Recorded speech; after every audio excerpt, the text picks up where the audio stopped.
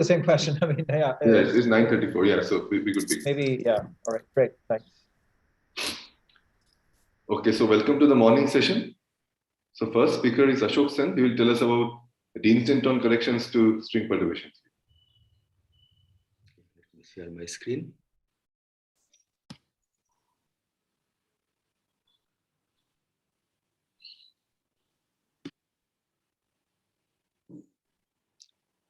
Is it visible? Yeah, perfect. Yeah. Okay, thank you. Okay, so first of all, I'd like to thank the organizers for organizing this conference and inviting me to this to speak. So this is the title of my talk, The Instanton Amplitudes in String Theory. Okay. So let me begin by giving a brief introduction to what d-instantons are. Okay. And the short answer is that d-instantons are to d-branes what ordinary instantons are to solitons in quantum field theory. Okay. Technically, what we do in d-instanton that we use Dirichlet boundary condition on open strings along all non-compact directions, including time, and also possibly some compact directions. Okay, here you can either use Dirichlet or Norman. Okay. And physically, they represent finite action classical solutions in string theory. Okay. And because of this, they generate non-perturbative contribution to string amplitudes of order e to the minus c over gs, where c is typically a constant and gs is the string coupling. Okay, so this is the d-instanton action. Now, why are they important? Okay, they are expected to play important role in many aspects of string phenomenology. Okay. So, for example, they provide contribution to the superpotential that is needed for moduli stabilization, okay, both in the KKLT and the large volume scenario. Okay. And in many cases, one finds that a perturbative contribution to Yukawa-type couplings on the branes vanish, and d-instantons provide the leading contribution. So, because d-instantons are described by Dirichlet boundary condition on open strings, their contribution to the amplitude can in principle be computed systematically using perturbative worldsheet methods. And the general structure is that you have a factor of e to the minus c over gs. This is the d-instanton action. And then it's given by sum over worldsheets, which include those with boundaries. Okay. So this is really a theory of open strings on the d-instanton and closed strings. But the problem that one faces in implementing this is that open strings on d-instantons carry zero momentum along the non-compact directions. And so the usual technique of analytic continuation in momenta that is used to get finite amplitudes in string theory no longer works. And for this, we need to use string field theory to extract sensible answers. Okay, and this is what I'll try to explain in the rest of the talk. So let me just say that string field theory techniques so far have been applied to three classes of examples where the answer is known from a dual description. So the first class of examples is two-dimensional bosonic string theory. Okay, this was initiated by these authors, Balthazar, Rodriguez, and In. And here the result is known from dual matrix model calculation. Okay, in particular, the specific answer that these people used for the comparison is by Moore, Pleasant, and Ramgoolam in the early 90s. The second example is d-instanton contribution to type 2B string theory amplitudes in 10 dimensions. Okay. And here the result is known again from S duality and supersymmetry. Okay. This again goes back to the late 90s, okay, the work of Greenwood, Perley, and Green and Sethi. And finally, it has been applied to d-instanton contribution to type 3 or type 2B string theory on Calabi-Yau threefolds. Okay. Here the results are known, but it's more recent. Okay, it was achieved during the last 10 years. Okay. And basically, it requires clever use of mirror symmetry, S duality, and supersymmetry to figure out what this contribution should be. Okay. And the string field theory technique works in all these cases. Okay. And for this reason, one hopes that it can be trusted for the cases where the answer is not known. Okay. And some of these one of these I'll describe at the very end. Okay, just mentioned. So let me begin with the general structure. So since the amplitude is proportional to gs to the minus chi, okay, where chi is the Euler number of the worldsheet, okay, this is true even in normal perturbative string theory. Okay. So the leading contribution in a given instanton sector will come from worldsheets with maximum chi. Okay. And here is the worldsheet with maximum chi. Okay, so first of all, the annulus has chi equal to 0. So you can put in as many factors of the annulus as you want without costing a factor of G string. So it's exponentiate. So you have the exponential of the annulus. And then you have product of disk one part functions. Okay, because the more disks you can use, the more parts of 1 over G string you will get. Now, due to Dirichlet boundary condition on at the boundaries, the individual world sheet amplitudes do not conserve energy or momentum. And in fact, this is the reason we include disconnected world sheet, because in normal string perturbation theory, you only use connected world sheet because each world sheet component has its separate energy momentum conservation. That is not the case here. So the disconnected world sheet is as important as connected world sheet. Okay, all that matters is how many powers of inverse powers of G string you can get. So at this order, the leading order in the G string expansion in a given instanton sector, all the subtleties are in this exponential of the annulus amplitude. Okay, and this is what I'm going to describe in this talk. Okay, the higher order corrections can also be dealt with using string field theory, but I'll not discuss that here. So physically, the exponential of the annulus amplitude is the one loop determinant of fluctuations of string fields around the instanton. So here is a general structure of the annulus amplitude. Okay, this is the standard world sheet result. So it has this structure. We have an integral, okay, which is basically the modulus of the annulus. Okay, the ratio of the two directions, the two circles.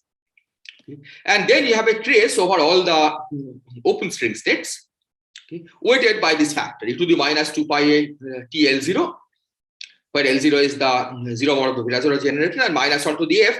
This is 1 for space-time bosons and minus 1 for space-time fermions. And to take into account the fact that the ghosts have zero modes, this trace is to be performed over only those states which are annihilated by B0. Now, I should just say that this minus 1 to the F, even in bosonic string theory, okay, we have to take into account this minus 1 to the F, because even bosonic string theory has ghost states. Okay, and the ghosts are, as you know, are Grassmann typically. Now, this has potential divergence from the t equal to 0 end and t equal to infinity end. But one can show that if you have a consistent string theory that has no closed string tachyons, then there are no divergences from the t equal to 0 end. Okay, t equal to 0 end, in fact, is the closed string exchange between the d instantons. So we can basically define this integral by putting a small cutoff and take cutoff to 0. So with this, we can now, with this knowledge, we can now evaluate this explicitly. Okay. And here is the answer that one gets. Okay. Here I have assumed that HB and HF are positive. Okay, and then this is just an identity. Okay, one can easily show that this is nothing but this. So exponential of the A will be given by the ratios of the fermionic L0 eigenvalue divided by the bosonic L0 eigenvalue of this form. And this will come back to several times. Okay, so here is the expression for the exponential of A that I showed you. Okay. And as I said, this formula is valid for positive HB and HF. Okay, there is an identity. If you have negative HB, okay, then this you can see diverges from the t equal to infinity end. Okay. But the right hand side is well defined. Okay. So while this is ill defined, we can still use the right hand side to define this, and this amounts to analytic continuation. Okay. In terms of instantons, this basically means that the instanton is a saddle point. Okay, it has a tachyonic direction, and this analytic continuation amounts to doing the integration over the fluctuations along the steepest descent contour. Okay, so for example, you integrate along the imaginary axis instead of the real axis if you have a tachyonic field. The problematic cases are when HB or HF vanishes. Okay, because you can see that it has the form 0 by 0. Okay, and in this integral, it shows up as divergences from the t equal to infinity end. Okay, and these are the cases that you have to deal with carefully. So the remedy that we will be following is that we will regard this as path integral over open string fields and then try to make sense of the integral. Now, these open string fields is a big word here because open string fields really live in zero space-time dimensions. That means they are just ordinary variables. Okay, often the infinite number of variables, but just ordinary variables. And that's because you have put Dirichlet boundary condition on all the non-compact reactions. Okay, so there is a continuous momentum that labels these open string fields. So we are going to illustrate this procedure with the example of a single instant on amplitude in type 2A on Calabi-Yau manifolds. Okay. This is the work with Sergei Alexandrov and Bogdan Stefanski, but the same procedure works also in the other cases that I mentioned. Now, in this theory, type 2 on Calabi-Yau, the only supersymmetric instantons, if you take type 2A string theory particularly, the only supersymmetric instantons are Euclidean D2 branes wrapped on 3 cycles of Calabi-Yau threefold. Now, here I should remind you that D2 brane, okay, by definition has a 3-dimensional work volume. Okay, that's why it can wrap a 3-cycle on Calabi-Yau threefold. It in fact wraps a Lagrangian 3-cycle. Okay. And to compute this, okay, for computing any amplitude, okay, induced by this D2 brane on 3-dimensional on Calabi-Yau threefold, we have to first compute this exponential of the annulus. Okay. This is the annulus 0-point function.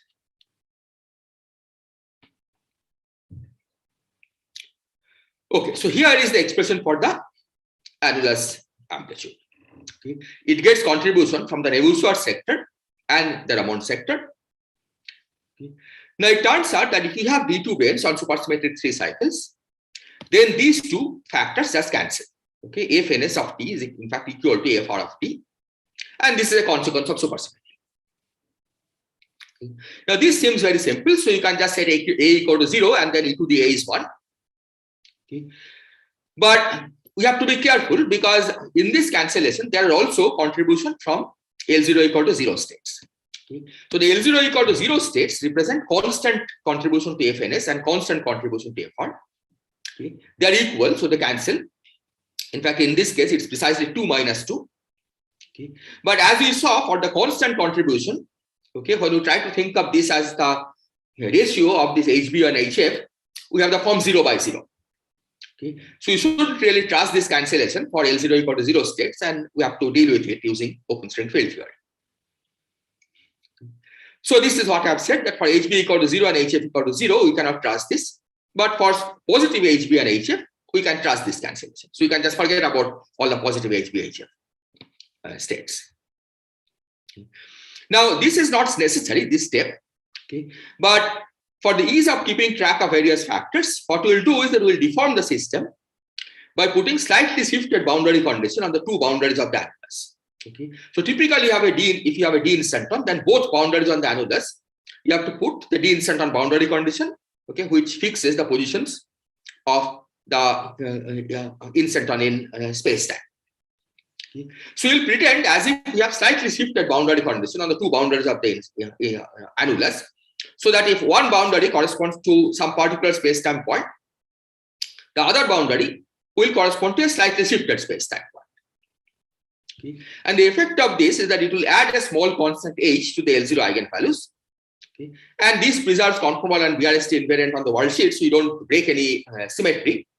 Okay. So what we will do is that we will pretend that this small constant has been added, okay, and then see what is the problem that we face when we try to set this constant to 0, because that's what we are interested in. Okay, so if we deform it this way, okay, then the relevant part of the annulus is here. Okay. I said it was 2 minus 2, and now because we have added a small constant to L0, it's 2 e to the minus 2 pi th minus 2 e to the minus 2 e to the 2 pi th. So it's still 0, of course. Okay. But we'll now write this as 4 minus 2 minus 2. Okay, and that's because this is the way this contribution actually arises when you do string field theory. Okay. But at this stage, it's just an identity. Okay. Now here, because all of these are positive, okay, you can manipulate it further using the formula that I showed you. So it's given by square root of product of 2 h squares, so that this minus 2 here and h to the 4. Okay.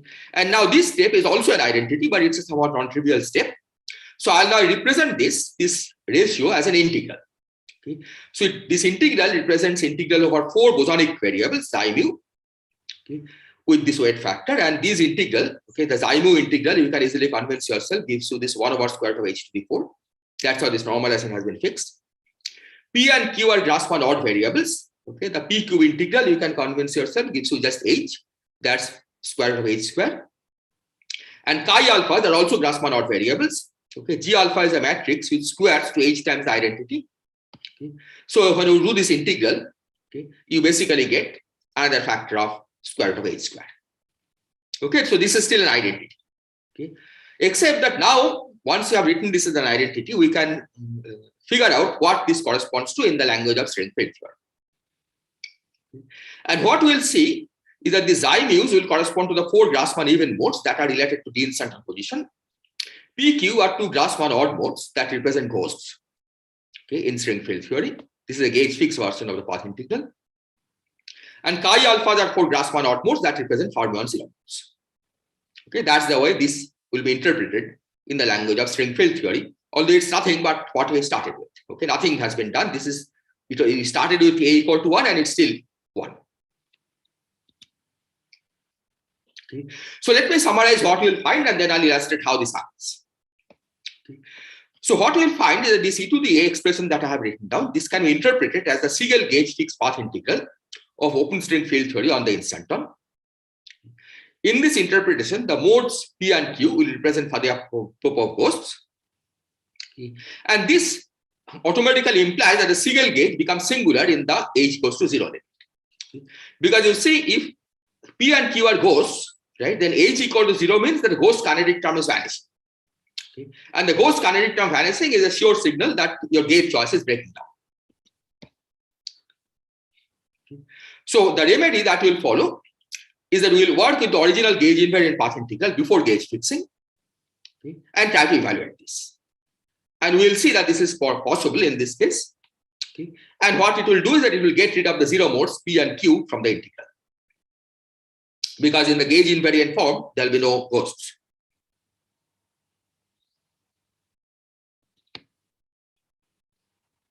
Okay, so here is the gauge invariant path integral. Okay, so this I'll not explain how it comes. Okay, when you do open string field theory and integrate out all the massive modes, okay, the massless modes give you this integral. S is the open string field theory action, which I've written down. You can evaluate this explicitly in terms of open string fields, and this is what you get. Now you recognize that you still have the integrals over the xi mu and chi alpha, okay, but you have a new integral over this variable phi. So what is phi? Okay. So phi is a new variable that comes in open string field theory. Okay. And this phi is what is gauge fixed to 0 in the Siegel gauge. Okay. So because it's the gauge invariant path integral, you have this integral over phi, and then you have to divide by the volume of the gauge group, which is the integral over theta. Okay, so theta is the open string gauge transformation parameter. So this is what I have said here. Okay. And now I can also write down the gauge transformation laws. Okay, so delta phi is h times theta and delta xi3 is square root of h over 2 times theta. Okay. You can easily convince yourself that this is a symmetry of this action. Okay, so it's perfectly fine. You have a gauge invariant action. Now you see that. I have a question. Yes, go ahead, please. So have you integrated out the P's and the Q's? Yeah, so this is before even P's and Q's are integrated, right? Are obtained. This is gauge invariant path integral. This is the starting point. Okay. I'll now explain how the P's and Q's come from here. Okay. Okay, so before I explain that, let me just say that the 3 direction here is special. Okay, because we have taken the shifted boundary condition between the 2 boundaries to be along the 3 direction. Okay, so I said that I displace the 2 boundaries. I just chosen to displace it along the 3rd direction. Okay, that's why xi3 is special. Now, as I said, Siegel gauge corresponds to setting phi equal to 0. That's certainly possible here, okay, for non-zero h. And you can see that when you set phi equal to 0, okay, there's a Jacobian that comes in because you have to change variable from phi to theta, that's h. Okay, and as in Faddeev-Popov mechanism, this determinant, okay, the h, we have to represent as integral over the ghosts. Okay, and that's where the P and Q comes in. Okay, so this factor of h that you get from the Jacobian, you re-express as exponents integral over P and Q weighted by 2 to the minus h. Okay. That's the way we arrive at the previous formula that I wrote down. Okay. But now you see that if h is 0, okay, then clearly this is not sensible because phi doesn't transform under gauge transformation. So you cannot use the theta gauge transformation to set phi equal to 0. So the remedy that we'll be following is to forget about Siegel gauge and work with this and set H equal to 0 there and see what we get. So this is what I have said. So for H equal, if we just take the integral that I wrote down, the gauge invariant form, and set H equal to 0, you get this integral. And now you see this also shows that it is not sensible to say use Siegel gauge to set phi equal to 0 because phi explicitly appears in the action. So you do the phi integral. This is just a Gaussian integral. Okay, and this is what we arrive at. Okay. So now you have to understand how to do these integrals over psi mu and chi alpha.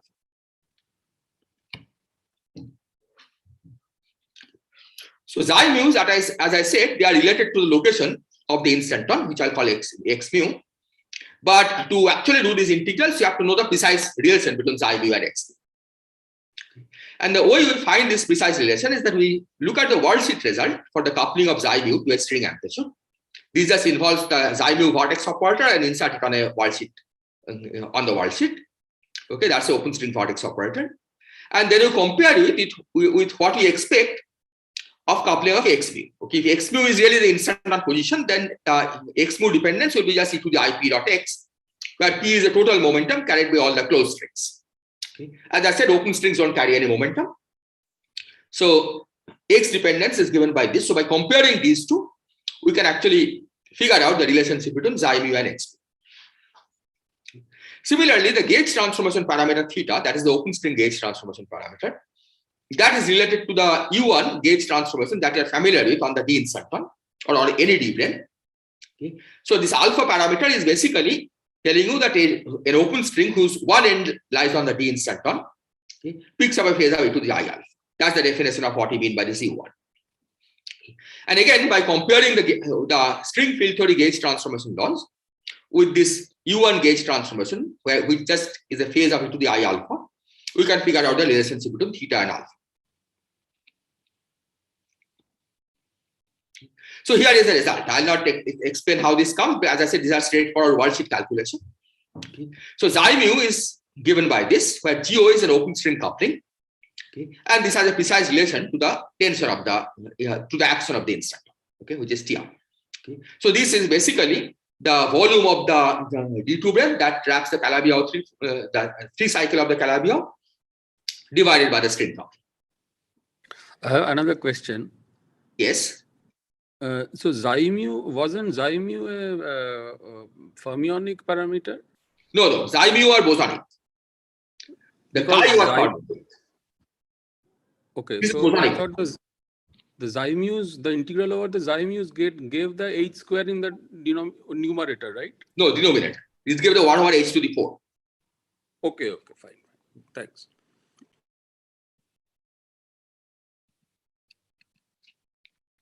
Okay, so after you use that, I should have said this. So GO is given in terms of this instanton action. Okay, so then integral over psi mu you can rewrite as integral over x mu, and the integral over theta I can write as an integral over alpha. Okay, and then I simply use the fact that alpha has period 2 pi to write this as a 4 pi over GO. So I just substitute all this in this integral, and this is what we get. So now we have an interpretation of x mu and chi alpha as the collective modes. Okay. So x mu is the instanton position, and chi alpha, these 4 chi alphas are the collective modes of the instanton because it breaks 4 out of 8 supersymmetries. Okay, so they are fermionic zero modes. Okay. So these have to be done at the end of the computation. Okay, just like in all collective modes of instantons in string theory, in quantum field theory. Okay, these integrals have to be done at the end. So the x mu integral will eventually give the momentum conserving delta function, right, which was missing from the beginning, but it comes at the end after you do the x mu integral. And because chi alphas are Grassmann odd, okay, the integration over the Grassmann odd variables will vanish unless there are 4 insertions of chi alpha in the rest of the amplitude. Okay. So basically this says that whatever amplitude you are computing, okay, you have to insert 4 chi alphas that are in addition to whatever external states you had. Okay. Then the chi alpha integral will generate this factor of the antisymmetric tensor epsilon, 4 index antisymmetric tensor, contracted with the amplitude with the chi alpha insertions. Okay. Here I have said the disk amplitude because I am looking at the leading order. but this is true in general. Okay, so this is the procedure. Now let me say how to compare with what you know. Okay, the predictions.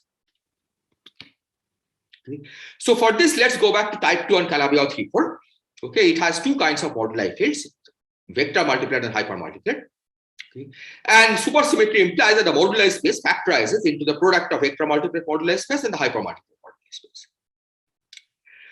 Now it turns out that the metric on the vector multiplier moduli space that is computed at the tree level is exact. Okay, because the string coupling is in the hypermultiplier. Okay, and because these two decouple, the hypermultiplier fields cannot enter the vector multiplier metric. Okay, so this is exact, but the metric on the hypermultiplier moduli space that does receive perturbative and instanton corrections. So it's this corrections to image that we are after. Okay. And as I said already, that the corrections to image due to d-instantons, these have been predicted by combining inputs from supersymmetry, mirror symmetry, and S-duality. Okay. And the question is, these predictions based on the symmetries, okay, does this agree with the direct computation that I described? Direct computation of the overall normalization and then the product of these amplitudes. Okay. So let me say what it involves. Okay. So the hypermultiplier moduli space metric I have written here this way. Okay, GHMN is the moduli space metric. Okay. So this has to be translated to the action. Okay, so this induces a scalar field action. Okay, in 4 space-time dimensions, which is, well, this is the Lagrangian density. You have to integrate it over the 4 space-time dimensions to get the action. Okay.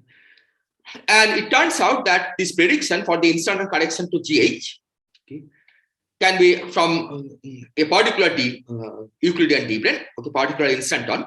So here I have said a wrapped Euclidean d-brane on a cycle gamma. So gamma is some 3 cycle that the d-brane wraps.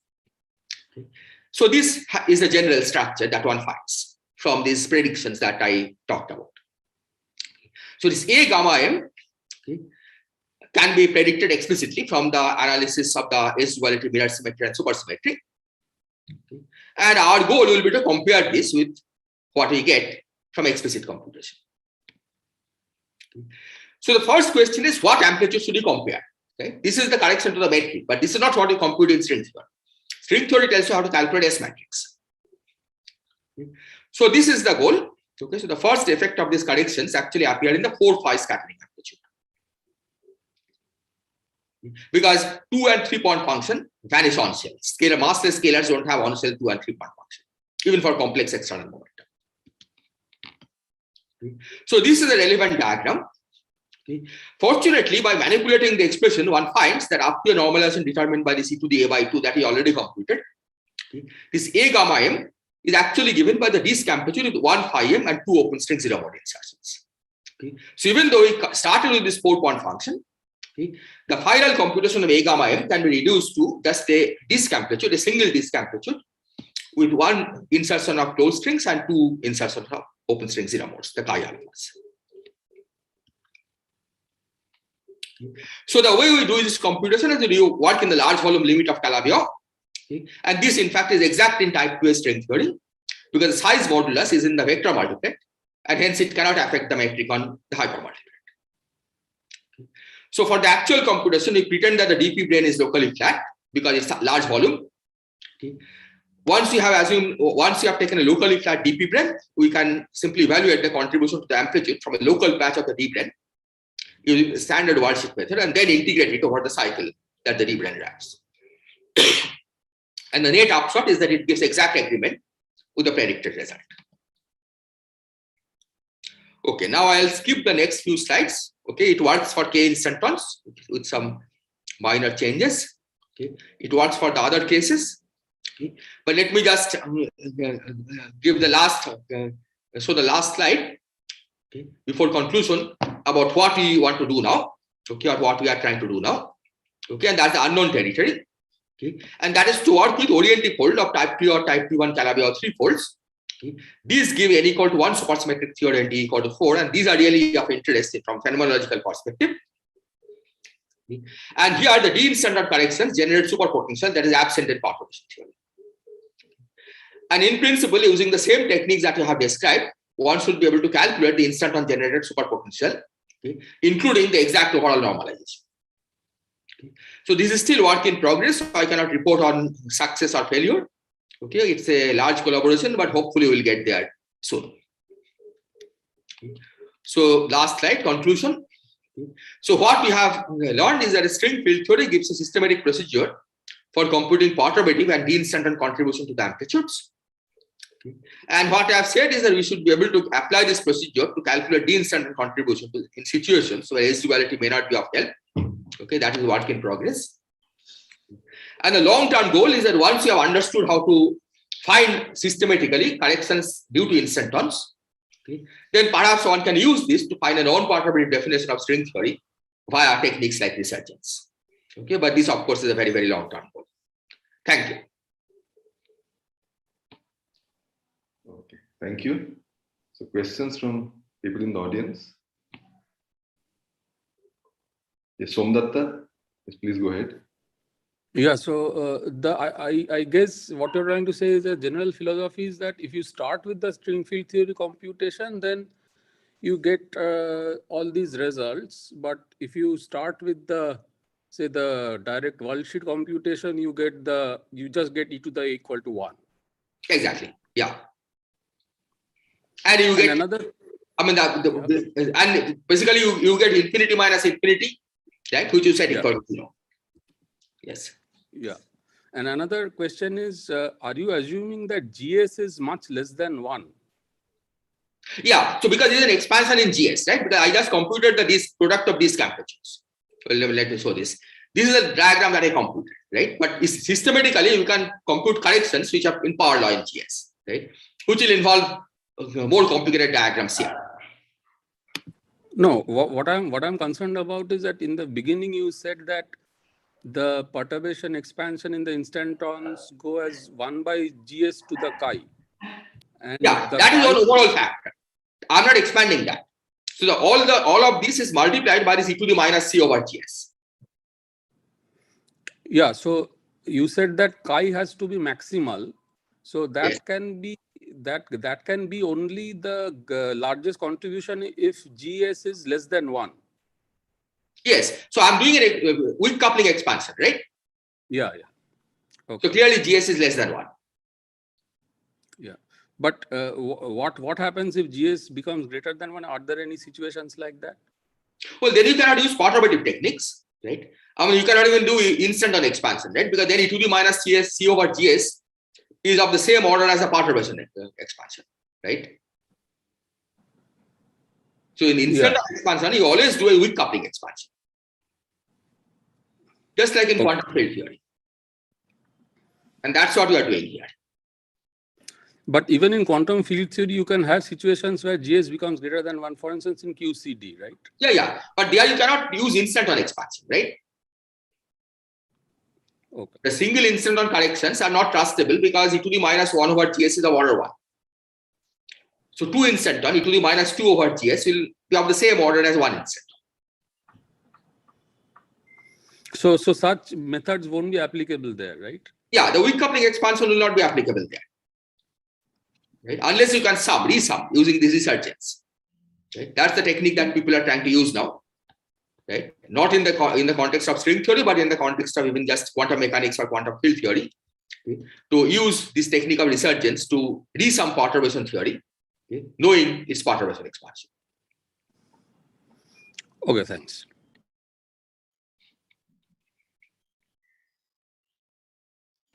Sandeep?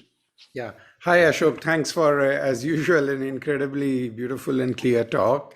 I've got 2 quick questions for you, if you don't mind.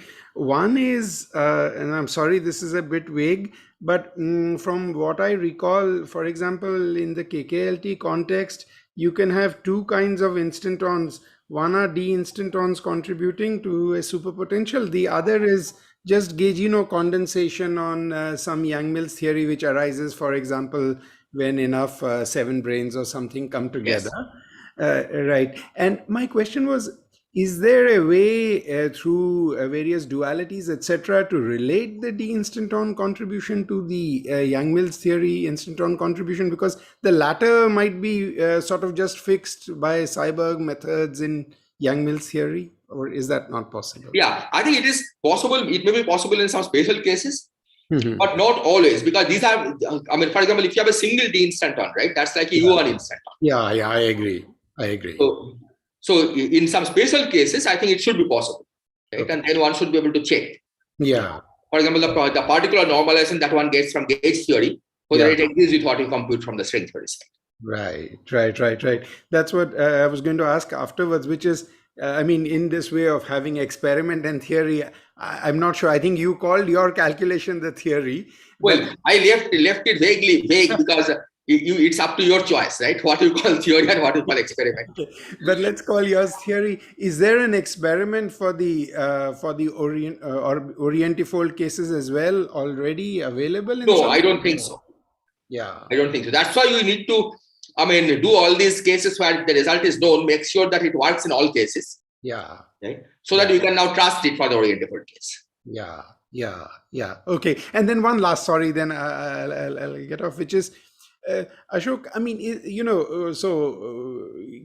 the phenomenology work, one just sort of wrote down the obvious thing, the exponential and so on, as you have emphasized, the prefactor was unknown. So far, and the worry always was, okay, the prefactor could be anomalously big, 2 pi to some big power, or small or something. So far in your work, is there any evidence that something like that could happen and, render the estimates wrong? Well, there are certainly parts of pi and 2 coming in.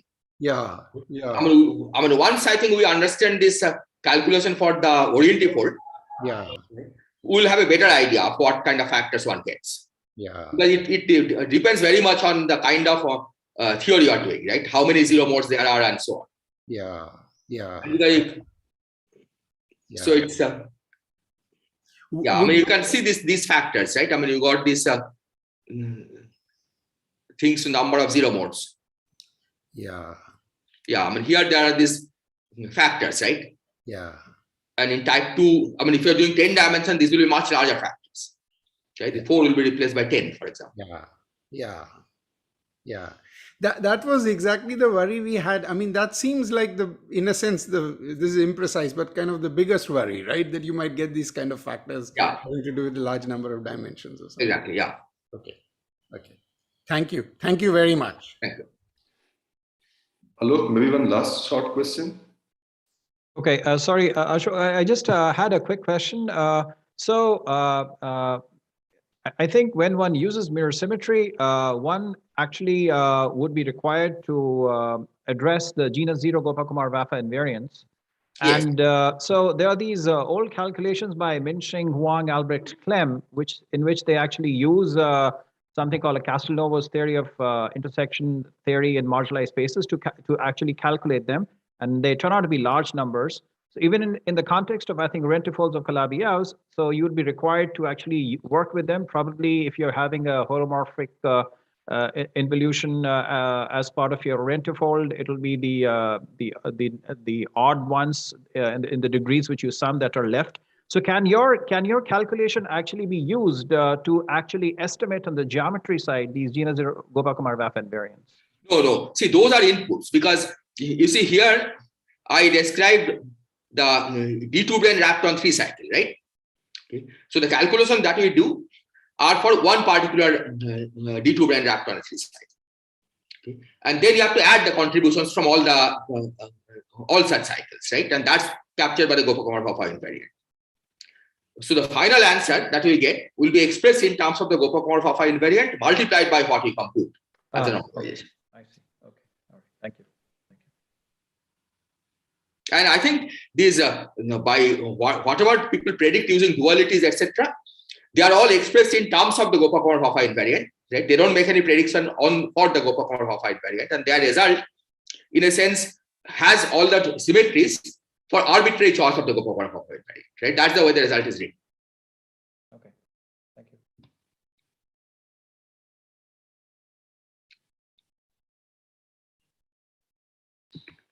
Okay, thank you, Ashok.